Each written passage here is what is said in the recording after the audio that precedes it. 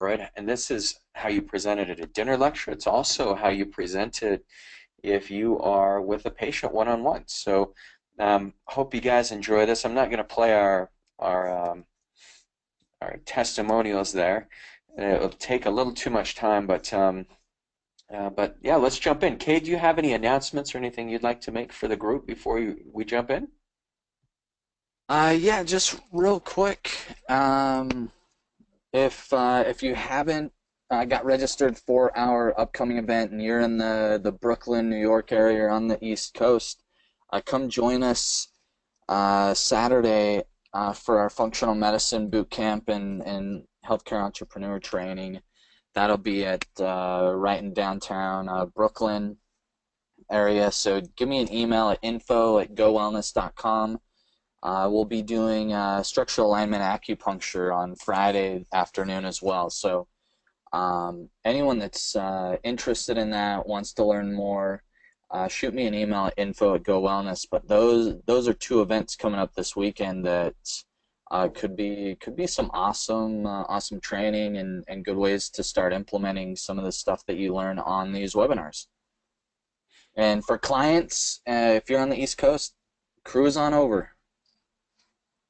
Absolutely. Love to see you guys there.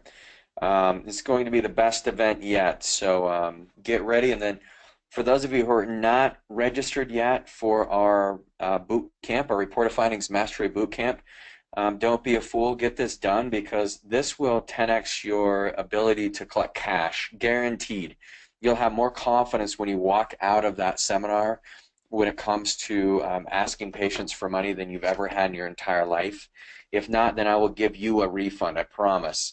But this is the training is going to be, we're going to cover the psychology of money. We're going to talk about the mindsets that need to exist for the closer. We're going to also talk about how you plant seeds throughout the entire report of findings process so that when you come to the end, they're asking you to please accept them into your care versus you asking them. So it's a way of turning the table on the traditional route that we've been taught with cells, where you've got to do something that feels snaky or weird, or you're trying to trick somebody into signing up with you. But you do, we reverse the psychology and we make the conversation very simple, very smooth, very authentic, but also we present it in a way that it's persuasive so that that person actually can make a choice to further their health and to expand their life's mission, their life's purpose. We really get into the emotional aspect of it. So if you're not signed up for the Report of Findings Mastery course, get on it. I think we'll have one more round. You guys missed the early bird special. That's okay. We still are offering a $500 discount, so we'll be sending that out soon too. But anyway, let's jump in. So how many of you have actually done a dinner talk on thyroid so far? Um, Please, just answer or send it in their chat room. But if you've not done a talk on thyroid, you're missing the boat because the number one most prescribed drug in the United States since 2013 is not Lipitor anymore. It's not Crestor. It's not a statin drug for cholesterol. It's actually Synthroid, which is pure synthetic T4. It's a thyroid medication. And people are looking for better answers. There's several clinics that have popped up in Utah. There's other functional medicine training programs that focus solely on thyroid health. And I always tell people that I love it when, and Cade knows the clinic I'm referring to because they're all over Utah, but all they do is focus on thyroid. They do one test, they do a blood test, they'll do it a couple times throughout the program, but all they're trying to do is correct the thyroid with supplements, and they don't look at the whole picture. And so the biggest obstacles and the biggest problems are the biggest gold mines in your practice. And so the big obstacle and barrier that our patients are faced with who have hypothyroidism is even the holistic practitioners aren't treating it holistically. They're just treating the thyroid, and they're not getting their patients anywhere. So what you offer is you're going to offer a program that's built around all the 5 pillars of health. The program is based on digestive health and gut health, detoxification. You're going to do The program is also built around nutrition and exercise and fitness, and then brain health, and then you're going to be looking at genetics, and you're going to also be looking at all the hormones, not just the thyroid hormones. That's just one little small thing within our bodies. And right now, the practitioners who are treating it are really getting geeked out on hormone replacement. If they have the ability to prescribe, if they don't, then they're really, maybe they'll treat the immune system, but for the most part, they're missing the whole boat, which is the causative factors of thyroid. So today I'm going to share with you thyroid hormones, autoimmunity, and digestive health. This was, I would say, in Salt Lake last year, this was one of our hottest topics. People came in from all over. Sometimes we'll change it to thyroid hormones, autoimmunity, and belly fat, but for now, this will be the one we're going to be covering. Here's one of my patients who, in her testimonial, she describes how she did not have any support from her endocrinologist with her Graves' disease. The endocrinologist wanted to have her swallow the radioactive iodine and fry her thyroid. He also offered to cut it out, and she said no way. And the medications that she was on was making her hair fall out. She would go hyper, then hypo, and just, her name's Janice. Was not thriving. And so she came and worked with us, and we found out her food sensitivities.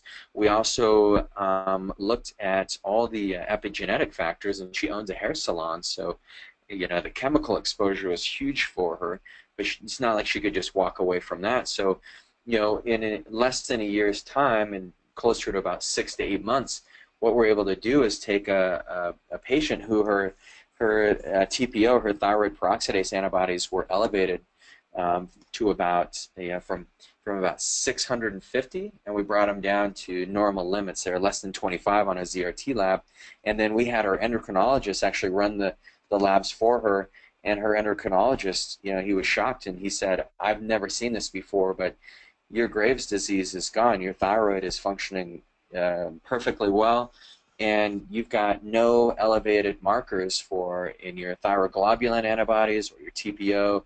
Nothing shows up that would warrant any idea that you ever had Graves." And so, pretty exciting moment for her. She called the clinic crying, and but yeah, it's true. These stories can happen all the time, and we've seen it with hundreds of cases of thyroid where not only are we able to reverse Hashimoto's or Graves' disease, but we're seeing people who keep it that way. And lately, one of the biggest breakthroughs we've had is using stem cell therapy to treat these autoimmune conditions with the thyroid, because in some patients the thyroid gland is so depleted and the tissue has been degenerated to the point where they need something that's a little bit more regenerative by nature, and that's where stem cell therapy has been another cool feature of that. But one of the things that we are in is a health crisis, and many of you have seen this. The cause of the health crisis, in my opinion, a lot of it has become money-driven, financially driven, and there's good doctors like all of you on this webinar who can make a big difference, but the biggest issue is that we don't know how to talk about money. We don't know how to confront it, and a lot of us don't have a clue as to how corrupt the medical establishment actually is when it comes to finances. Because if you look at the pharmaceutical industry, they're spending more than half of their money, their overall revenue, on marketing. It's well over. They're spending twice as much on marketing than they are on research, and so that's a little disturbing when it's such an invasive medicine. The other thing that's really sucking up the life of the American population is our overall spending per capita is about $10,200. Each person in the United States is spending that much if they don't have a chronic condition. If they have a chronic condition, the average cost of health care for that individual goes up to $18,000, and that's can get out of control, especially if you've got multiple chronic conditions, which usually happens. They've got these comorbidities that start to exponentially increase the cost. And so United States right now, we're spending more money than any of the other industrialized countries, but yet we're one of the sickest. We rank number 50 in life expectancy. And the biggest reason behind that is the pharmaceutical companies do not want you healthy.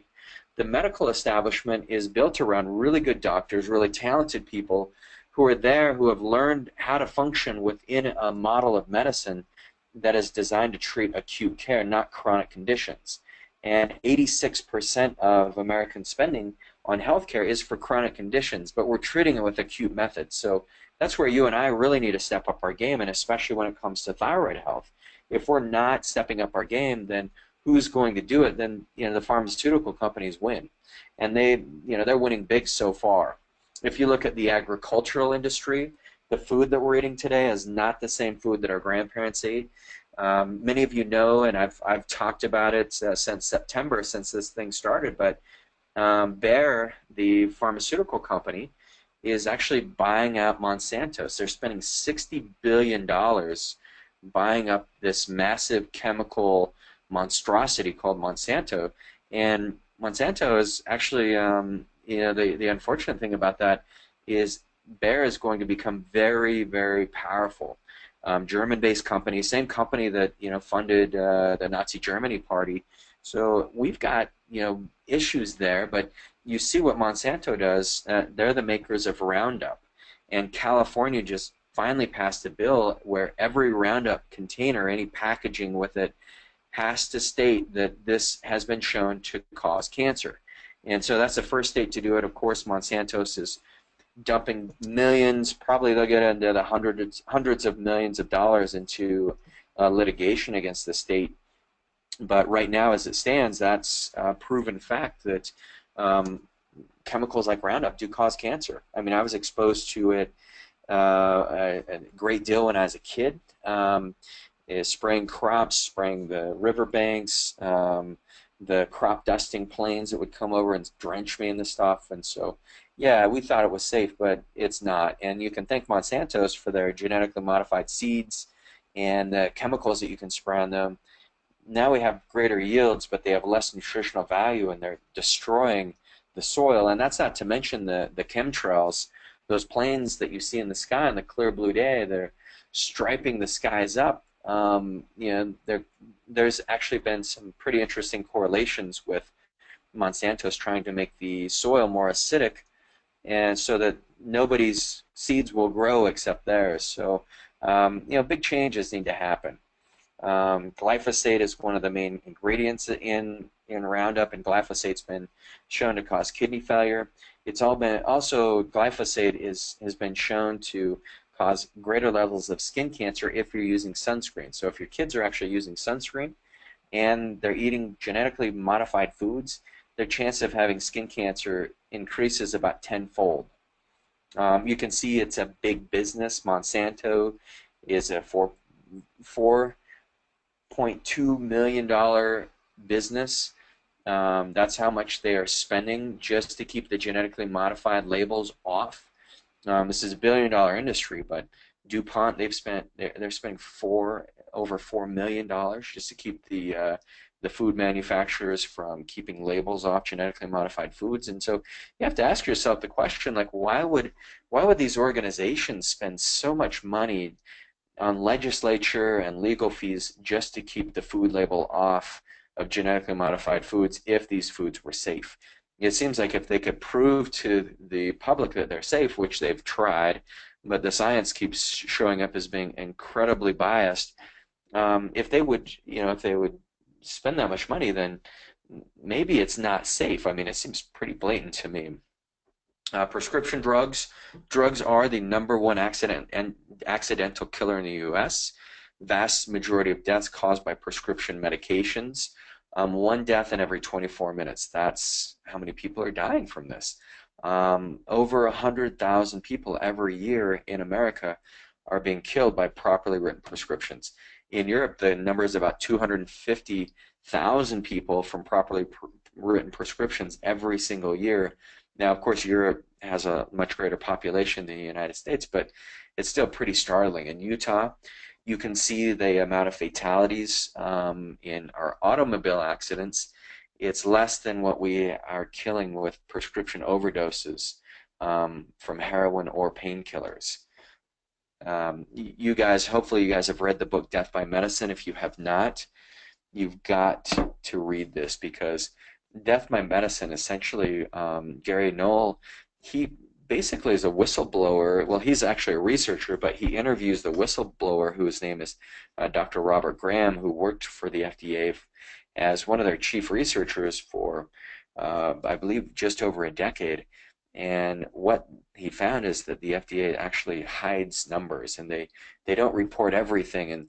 And so in the United States, you'll hear that there's 100,000 deaths caused by medical error, iatrogenic.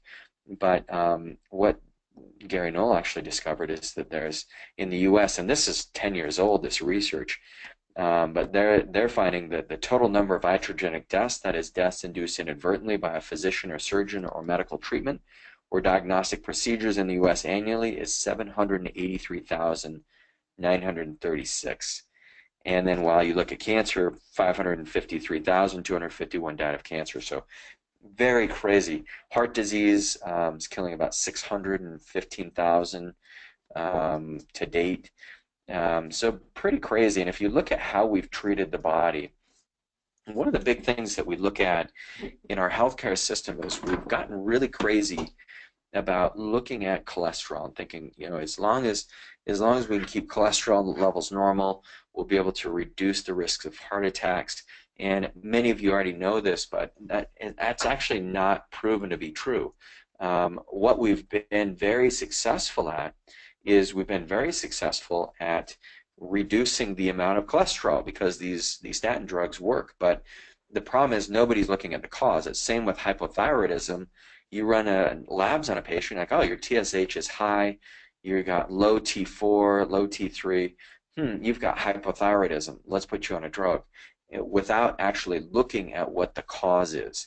And so that's where you look at a drug like Lipitor, and Lipitor, you can see this study here, where it reduces the risk of heart attack by 36%, and you see that little asterisk there, that is for the lawyers.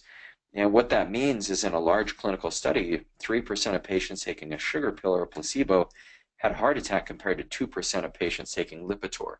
Now, in one of my dinner lectures, I actually had a pharmaceutical rep that worked for Lipitor at my event. It was incredible. It was awesome. And I always tell people I love pharmacists. I love people who know the industry because they know how corrupt it is. Sometimes when you're out there at the general public, you've got to be a little careful when you're coming on strong in the beginning of your presentation because you don't want them to feel like you're just some crazy conspiracy theorist. But it's actually way worse than you think. And this pharmaceutical rep was like, yeah, I know exactly the study you're referencing, and that's a study I have to reference to doctors all the time. But what he went on to say is, yeah, you know how big that study was? It was 3,000 people, and 3% of the people taking the sugar pill, that's the 1,500, 3% took the sugar pill, they had a heart attack. 3% of people had a heart attack versus the other 1,500, only 2% had a heart attack taking Lipitor. And he said that's that the relative that's meaningless unless you take the relative value. Well, what's the difference between 3 and 2%? Well, that's where they get 36% when you add in the decimals. But he went on to say that the amount of push and aggressiveness that the company that he was working for puts on the sales reps, and then the amount of bonuses on the back end just makes it a really tough industry for him to leave. He knows it's wrong, and so him and his wife were there, and we've had pharmacists, but it's really nice when somebody's there who knows about it. You look in the New England Journal of Medicine, after 4 studies in 2010 involving more than 33,000 people, concluded medications did not reduce heart disease despite lower blood pressure, lower blood sugar, lower cholesterol, nor a combination of these factors. In fact, the study revealed many devastating side effects, including an increased risk for a cardiac event. You guys have all seen the drug commercials where the person shows up all gloomy and their life sucks and their dog hates them and they got dumped and they got fired, and all of a sudden they take a medication and everything turns out just beautiful. Suddenly they got that beautiful wife, their dog loves them, they got the house on the hill, And then at the very end of the commercial, all the side effects come on. And those side effects are something we all have to really pay attention to because talk about debilitating. I don't know about you, but side effects freak me out when it comes to medication.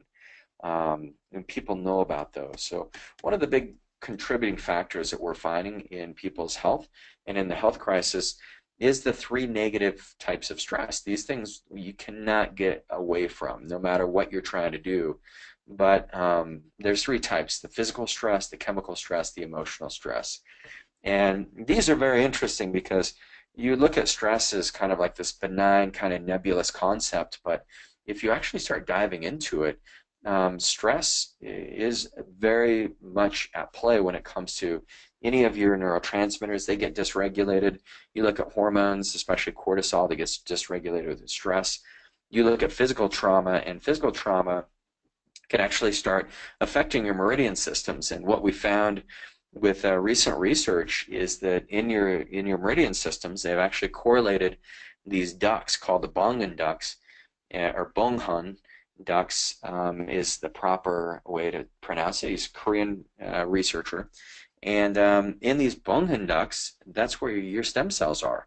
And so when you have physical trauma and you lose circulation, you lose blood flow in those meridian pathways, what starts to happen is you don't have the ability to mobilize stem cells into the area where your body's damaged. So your body has to work twice as hard to actually get corrected, and it puts extra stress on it.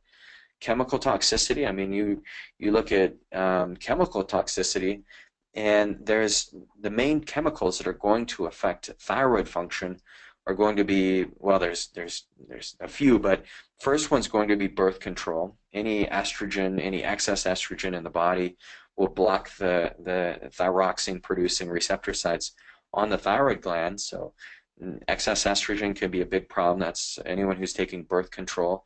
Not only will it change the pheromones that you're emitting, but it also is, there's less clitoral sensation, and it's just makes for a decrease in your sexuality. I mean, of course, pregnancy can do the same, but maybe there's other ways. The other chemicals that affect the thyroid are the halogen molecules. So if you look at the halogens on your chemistry table, there's iodine, there's fluoride, there's chlorine, and there's bromine.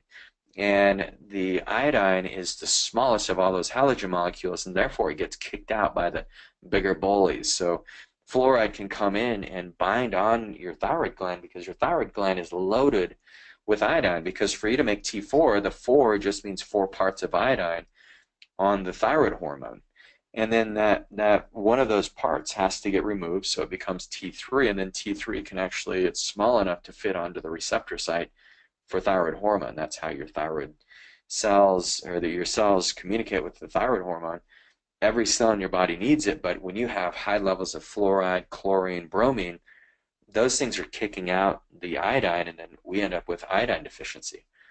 And then we can't make healthy enough thyroid hormones, and so you go into hypothyroid mode. The other issue that you have is when you're breathing in chlorine from your shower, the chlorine gases are incredibly toxic. Fluoride is in our toothpaste. It's been dumped in our water. Many of you know that the byproduct of making chemicals like Roundup or pesticides or herbicides, or even a lot of the pharmaceutical drugs, Prozac, is 94% fluoride.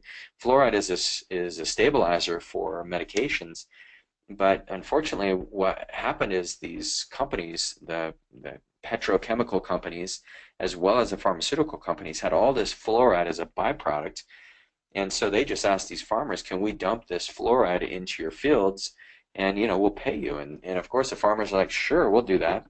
And what happened is these farmers started observing their animals becoming sick and having offspring that had, malfunction. They had deformities, and they had poor function, and then they became sterile.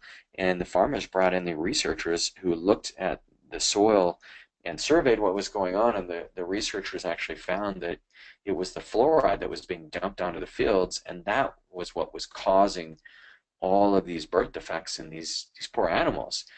And so, of course, the farmers pulled the plug on that, and the pharmaceutical companies and Monsanto didn't know what to do with the chemicals. And so they got in bed with the American Dental Association, who, the dentists have used fluoride treatment, fluoride flush. You do need some fluoride in your body. You can be fluoride deficient, actually, but we've overdone it. But the dentist started realizing that fluoride is a great cavity prevention. And I don't know if we got Dr. John on here, our dentist, who was just with us in LA a couple weekends ago, but interesting story for him.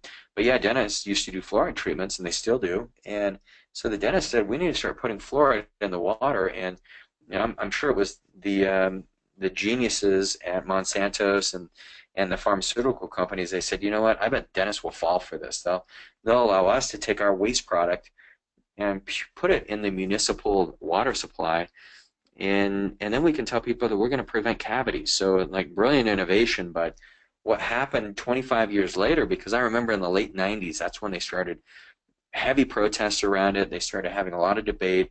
I was doing my undergrad work at the University of Utah, and I remember we brought this up in class several times, and most people were in vast support of it, and obviously now it's in every municipal water supply. It has fluoride, and so now the byproduct, the waste, they quit feeding it to the pigs, and now the humans get it.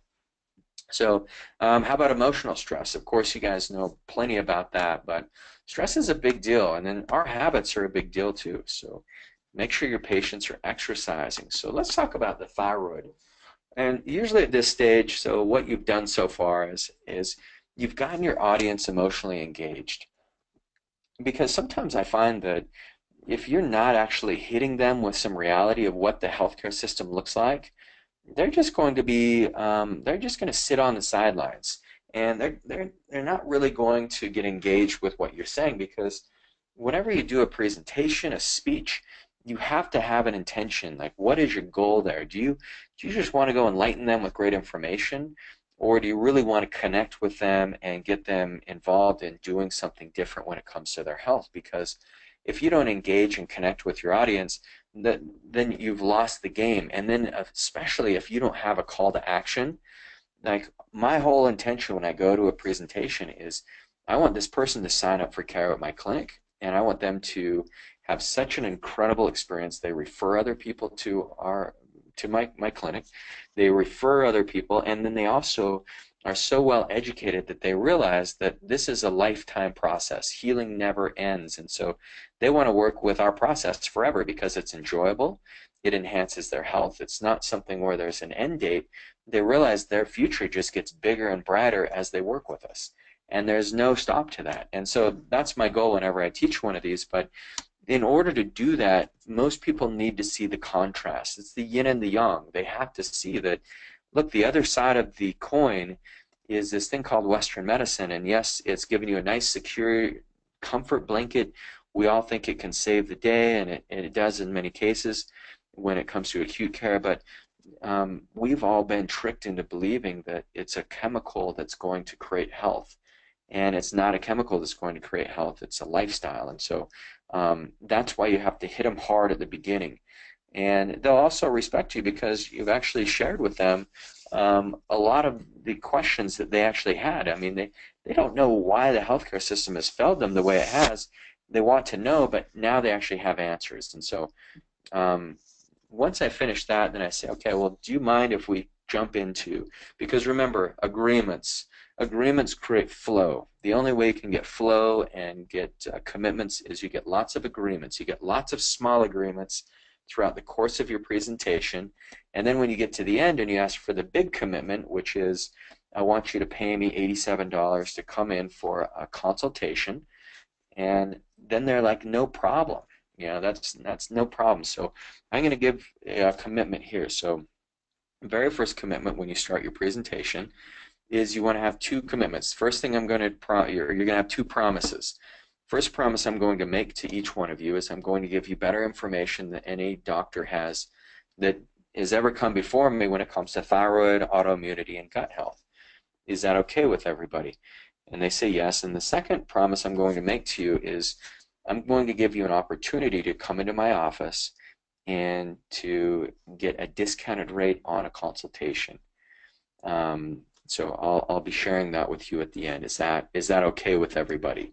So then they know your intentions. Your intention is to provide incredible value, provide an experience they'll never forget. And the other intention is, and you're very clear about this, is yes, you're going to sell them something. You're going to offer them an opportunity to take action and do something different about their health and come and visit you at your clinic if the information that you've shared resonates with them, because you don't want to take everybody in.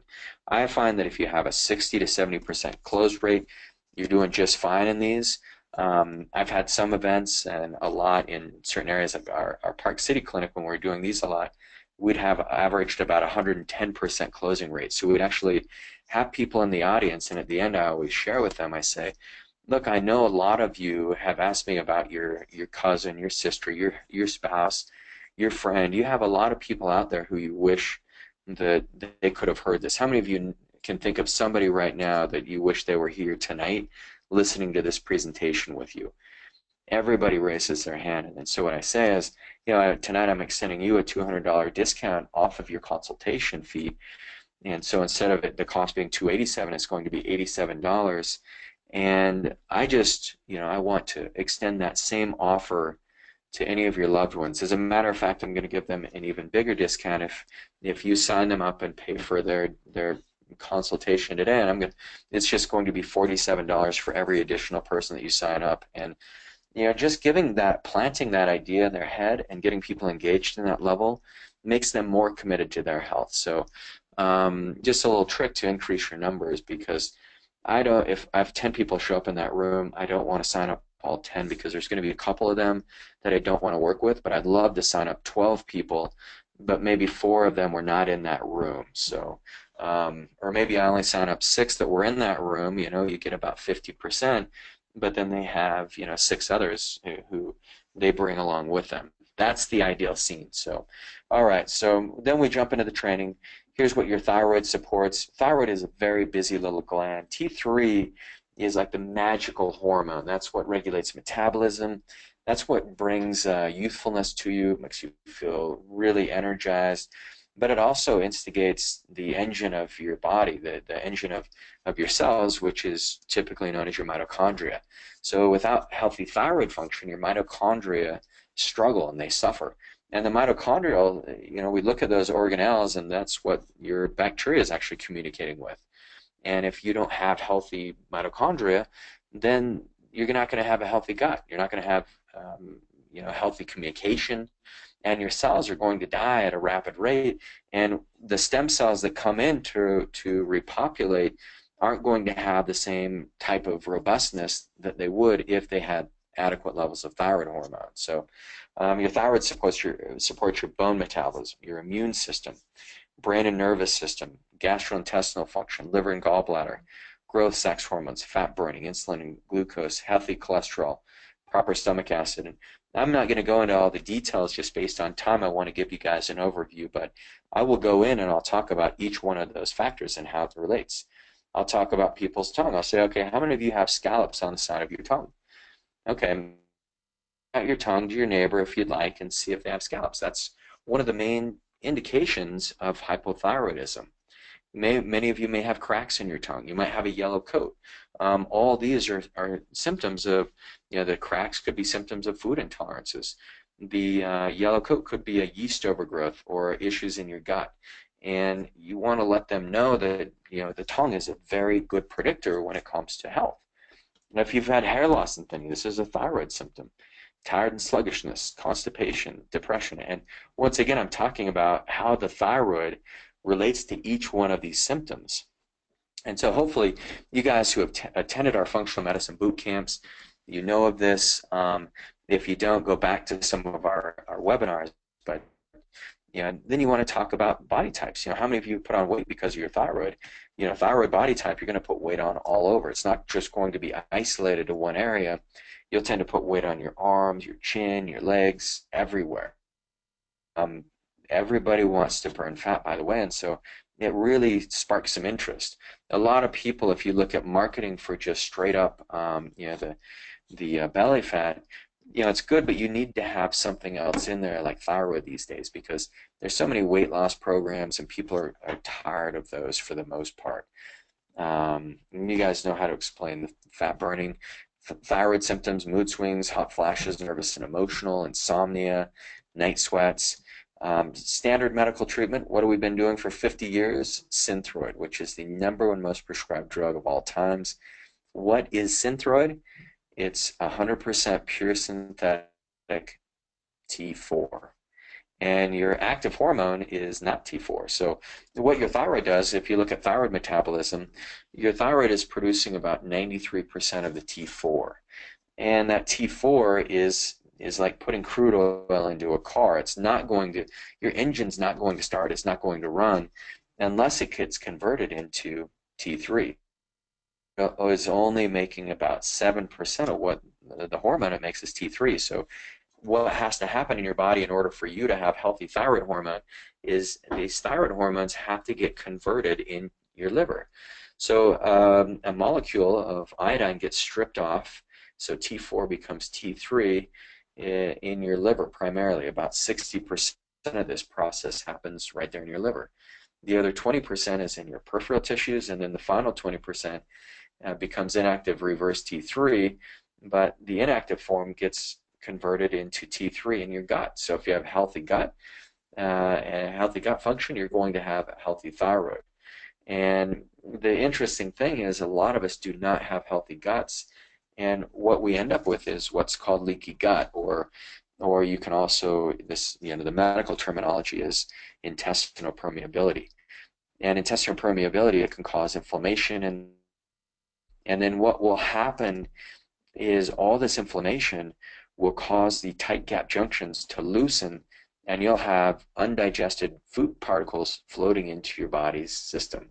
Now, what do you think is going to happen to your body if you have undigested food floating around? And then, of course, everybody in the audience will let you know that, wow, that's going to be crazy. It's really going to impact people's health. And then what it really does, because 70% of your immune system resides around your gut, is it causes this autoimmune reaction. So your immune cells start rejecting those food particles, and they go on patrol, and they're looking for any type of damaged area, any area where there may be an infection. They're going to go to that gland. If you've got excessive amounts of estrogen binding up on your thyroid receptors, your thyroid's going to be stressed. Your immune system's going to start attacking it. It's going to see the fluoride there and the chlorine and the bromine, and so the thyroid is the first gland that tends to get attacked. And actually, if you look at autoimmune conditions, the leaky gut is at the core foundation condition. And what causes leaky gut is the stress in our lives, the excessive amounts of toxins, these food sensitivities, gluten, wheat, corn, soy. These are some of the major ones, sugar being the worst. The drugs that we take, especially the NSAIDs, the things that we eat like candy, because you can buy it over the counter, it should be illegal, but these drugs are causing leaky gut. And the pathogens that are causing a lot of the leaky gut, especially the yeast organisms, and then organ malfunctions. So if you look at the leaky gut can cause what's considered to be dysbiosis, and many of you know what dysbiosis is. So you say, look, some bacteria is really good for us. Actually, about 96% of bacteria is really good for us. But there's other bacteria, like, how many of you have heard of C. diff, right? Most of you have. Enterococcus, Campylobacter. These are all very difficult bacteria strains to eradicate. What will happen is if you have leaky gut from poor diet, from alcohol consumption, chemicals, stress, infections, then it will damage your good bacteria, and then you have an invasion of this bad bacteria. It will also cause a lack of nutrients for cellular repair, loss of cell integrity, and then what you'll find on the end result is it's going to create a compromised immune system. You'll have more food allergies. You'll have impaired digestion and elimination, and then you'll have diseases that get built up. A lot of us think it's normal to have poor digestion, or it's normal to have food allergies, or it's normal to get sick every season change. But actually, it's not normal. It's just common in our society. It's actually very debilitating for your health, and a lot of it is coming from this leaky gut. And many of you, I know you've had your labs ran, and your labs have shown everything looks normal. but we don't run labs the same way that your doctor runs, and we actually look at them from a functional perspective. So if we're running labs on your thyroid gland, for example, we may look at your TSH and may have told you, oh, your TSH is fine. Your TSH is 5.6. I don't know what you're worried about, even though your hair is falling out, your eyebrows are thinning. Um, it looks fine. Let's just watch it and wait. We'll see what happens. And then you watch and wait, and it can just get worse and worse and worse. So what we want to do is narrow those ranges and create functional lab ranges. And with a functional lab range, that's going to range between 1.8 and 3.0. And ideally, if you're trying to get pregnant, which I know many of you on this webinar are, you're going to want yours to be around 2.0, 1.8 to 2.0, 2.4, somewhere in there. And remember, every lab has their own values. And so we take the mantra of we test, we don't guess when it comes to looking at testosterone. Men, we want you to be around 650 to 800. Your doctor will tell you something's wrong when it's around 250 to 200. Sometimes it's got to drop in like 160. That's when you start like crying at commercials, you've got moobs. Females, if your testosterone gets up in this range at all, you're getting male pattern baldness and facial hair and a deep voice. Otherwise, everything's fine. Cortisol levels is another major predictor when it comes to thyroid health. If your cortisol is elevated or depressed, then all the receptor sites in the cells, they become desensitized, so they can't take in other hormones. So cortisol levels have to be balanced. Here's what a cortisol lab looks like. So we want to test your cortisol. We want to look at insulin resistance. Do you have insulin resistance? Are you hangry? I'd get into that, and then I'd talk about autoimmune. 90% of thyroid symptoms in the U.S., among U.S. women, are due to an autoimmune disorder. It's not a thyroid issue. So, if you look at this, there's 50 million people have autoimmune diseases. And if you have one autoimmune disease, your chance of having additional autoimmune diseases triple. So hopefully I've taught you something. So this is where you come and you're wrapping it up, right? So you're going to build a compelling case. People are going to say, wow, I'm really fascinated. And this is where you jump into the close. And this is actually the most important part of the entire presentation is how are you going to get people to actually do something when it comes to their health? And so, when I look at this, I say, wow, this is where you can kind of psych yourself out. Cade, what are some of the things you do at this point to set the stage for an effective close? You there, Cade? So, yeah, Oh, I'm here. cool. Just had to unmute myself so you guys couldn't hear all my paper shuffling. So, so yeah, some of the big things that I'll do at this point is just really, you've already touched on most of them, but I always like to get their agreement that they learned something, it was great, they really feel about it, and then I'll just ask them. I like to get permission. Hey, is it okay if I kind of talk in a little more detail about what we do at East West Health that makes us unique and makes our approach different or more effective? Cool. Cool. So you get the agreement again, right? Yeah, so I get that agreement, and then I move into because just make sure I'm following you. The next slides are like the 5 pillars, the testing, and some of those things, right? Yeah, exactly. And so what happens if you don't get that agreement, Cade, and you just go to the close without having that initial agreement? Um, yeah, well, people, first of all, they're a little confused. Yep. Um, and then second of all, it's just yeah, especially all. So I do two kind of different ways. So at this section, I'll say, hey, is it okay if I talk about our program? And then after I talk about our program, that's when I'll actually say, hey, is it okay if I talk to you about how much our consultation costs and kind of what we have for you guys tonight? Great. Okay. Perfect. So yeah, and I think this is if you can set the stage, just like Kate said, get people really like we want people to either say yes or we want them to say no. You don't want confusion and you don't want maybes. So when we get to this slide, what next thing you want to do is how many of you, how many of you by a show of hands are ready to do something different about your health? Raise your hand. So for those of you who said yes, there's specific ways that we go about doing this. First thing we want to do is order the correct tests. From your tests, we can determine the underlying cause. We focus on the cause, not the symptoms. And then we don't alter your labs with drugs. We want to address the body as a whole and take a systematic approach. There's going to be mentoring involved. There's going to be lifestyle adjustments. And that's all going to lead to your overall success. So the reason why we get results that nobody else gets, and the reason why our approach is so unique, is in the fact that we do take a holistic approach. So we look at supporting your detoxification and enzyme pathways. We identify your food sensitivities, identify hormonal imbalances. We look at infections that could be there, the yeast, the fungus, the parasites, and then we want to resolve that and create better health in your gut and get rid of any what's called dysbiosis. We want to make sure that we're testing you for what diet changes need to happen. So we actually, part of the food and sensitivity test is we're going to test also your micronutrient imbalances. We're going to correct inflammation, and then we're going to eliminate the leaky gut, restore gut barriers, and that's the only way that you can have health. There's no other way. There's no way that you can have a successful outcome with a chronic condition if you're not hitting on each one of these aspects of health. Too many times you can go to natural healthcare providers, you go to a chiropractor and they'll want to adjust you and give you some supplements. That's going to help, right? It's more natural, but it's not the complete picture. It's not the whole story. It's only part of the story. You can go and get needles stuck in you. I can put some acupuncture needles in you.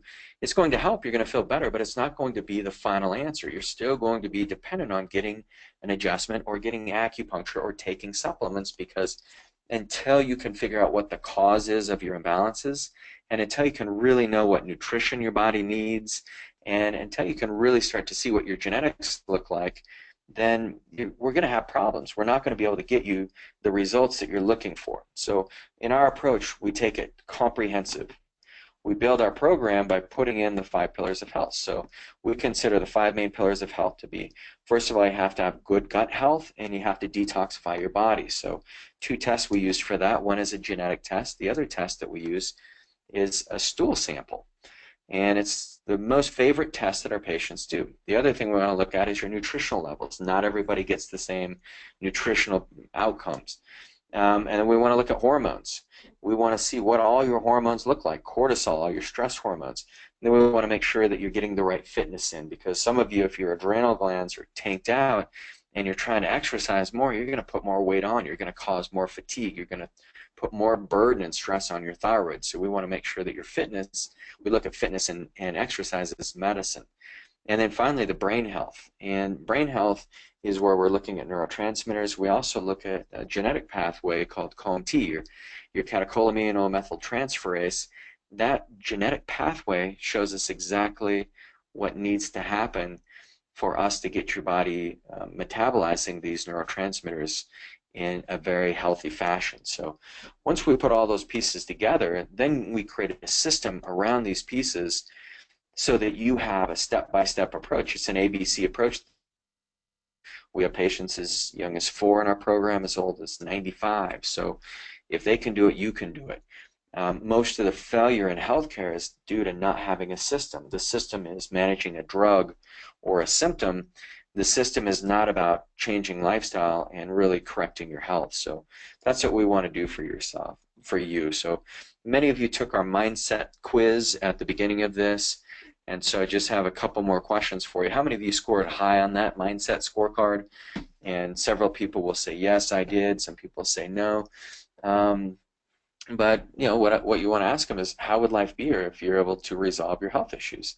How has your life been affected? Your relationships, ability to work, ability to enjoy life, and then on a scale of 1 to 10, how motivated am I really to take care of the problem? Because you really want to only take people who are going to make some changes. If you're bringing in everybody, then you're doing this wrong. But you want to bring in people who are really going to take the next step. So get them some motivation so they can do something or they can actually do something different. So what I recommend for all of you, like I told you tonight, and I skipped a couple of those, but we're running short on time, so I just want to get to the close so that you guys know how to do the most important part. But tonight, how many of you would say you've learned more than you expected? Great. So it looks like everybody, and you want to get some social validation here. So I kept that promise. Second promise I made is I was going to give you an opportunity to come in for a discounted rate on our complete wellness evaluation. Now, this wellness evaluation includes the consultation, complete wellness evaluation. That means any labs that you've had ran within the last year. We'll take a look at those and we'll actually analyze those labs and explain to you what they mean. We will also look at, there's going to be different tests that we're going to run as far as listening to your pulse, looking at your tongue. The other thing that we'll do is if we feel like you're the right fit and we can accept you in our program, then we'll put together a plan of action. But it's got to be something that both of us feel good about because we only take 5 new members every single week. And so some of you in this room may be working together throughout your healing program, your lifestyle program. And typically for this initial consultation, we charge $287. But because you're here tonight, your total investment is just $87. And I know a lot of you, probably wish that your spouse was here with you, or you had, there's a friend that has thyroid issues or autoimmune conditions that you wish that they were here. Now, how many of you actually, can think of somebody who could have benefited from being here tonight? And they raise their hand, and you say, okay, great. Well, I'm going to do something special for you tonight. Many of you are here with your spouse or family, and many of you are not. But your initial investment for you is going to be $87. Anyone else, any additional spouse or family members you'd like to bring on is just $47. And so this offer is good tonight. So I have a couple rules. If you do decide this is the right fit for you, want to come in to find out if we can help you, then you do need to pay for this tonight and do your best to schedule an appointment. We're here tonight. We blocked out special appointment slots over the next 2 weeks, and so we want to make sure that we get you taken care of as quickly as possible. Try to get your spouse and family and friends in as quickly as possible as well. So I just ask you to pay in advance and then reserve your seat. Excuse me. And the other thing is we're going to have lots of paperwork. We're going to ask you questions that no other doctor has ever asked you before. So when we do that, we want to make sure that you're very prepared for this visit. This visit could be one of the most important visits of your life. And so because of that, because we take such pride in our work and we think this is such an important visit, we ask that if you have a support person at your house, somebody who you cook with or make financial decisions with, or a wife, a husband, a partner, we ask that you bring that person with you to this appointment because it is lifestyle changing, and so when you're making lifestyle changes, you do need a support person. So please bring that support person. Thank you very much for coming, and we'll talk to you later. And so, so that's it. So that's essentially how you would run through the close, and you'll find that when you do a free consultation, that's not a close. I know some of you guys, you're still afraid to charge for that initial visit. You just want to do a free visit. People no-show on you. They don't value what you're offering them. They feel like, what's the catch? You offer something for free like this, they're going to be skeptical, and they're not going to want to come see you. So make sure you're charging for it. You can charge whatever you like. We find this number works really well. But hopefully you guys have learned something. Get signed up for the report of findings. Email us at info@gowellness.com. Brooklyn's coming up this weekend. Can't wait to see some of you there. But yes, if you have not made the commitment to yourself, you need to invest in yourself and get to that event. So take care, everybody. Love you, and this recording should be up in the next couple of days.